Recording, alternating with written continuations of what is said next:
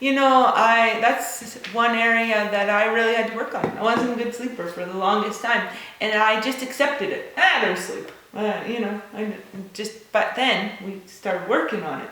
So the first thing was creating a bedtime routine. Sounds kind of juvenile, sounds like a little kid, but it's true. We need those bedtime routines. So shut off the electronics at a certain time. For me, it's around 8 o'clock. Shut off the electronics, like no phone, no TV, no computer, and read. So you prepare your mind for quietness and tranquility. Ooh, good word. So you read or journal or art or something right before bed, because that's going to quiet your mind. If you're stimulated before you go to bed, then the mind's not going to shut down. Salt lamps too. I have salt lamps everywhere. So salt lamps on, and lavender. That's another good one. Some essential oils, lavender it up, lather it on. Sometimes Drew's like, "Whoa, did you bathe in the lavender?" Because I might use a little much, but I love lavender.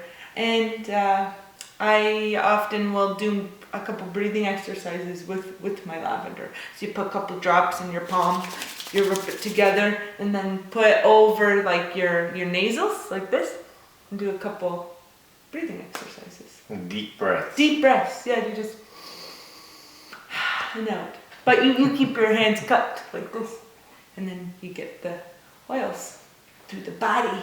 All right. So we've got routines, we've got a bedtime, we've got salt lamps, got oils. What else to improve sleep? Yeah, let me talk about routines real quick, just because morning routines are so important.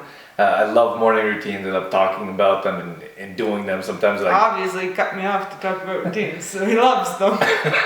Sometimes I go to sleep, I can't wait to wake up to do my morning routine. But if you bookend your days, so you have your morning routine in the morning, then you have an evening routine, then you have a routine on either end of the day, and there's no way you can't have success by setting your day up for success and then ending your day with success. Mm-hmm. So you sleep so much better with that evening routine. Mm-hmm. So that's very important.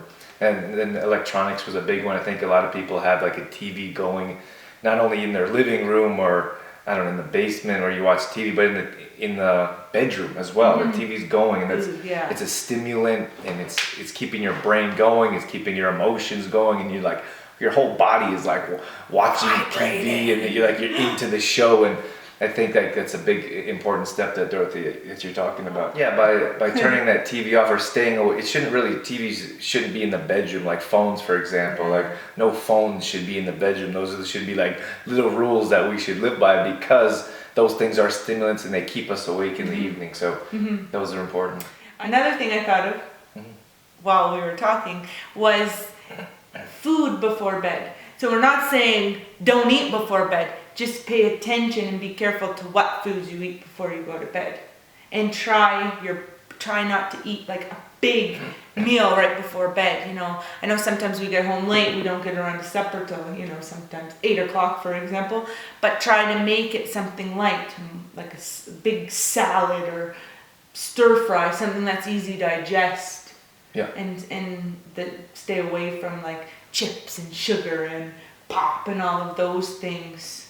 Yeah, those are stimulants. They're also hard for our body to digest. Mm-hmm. So let's say, for example, Dorothy was talking like a big heavy meal, like a big pasta meal, or like a big old piece of meat, for example, where our body is taking energy that should be healing us and helping us sleep to digest that food.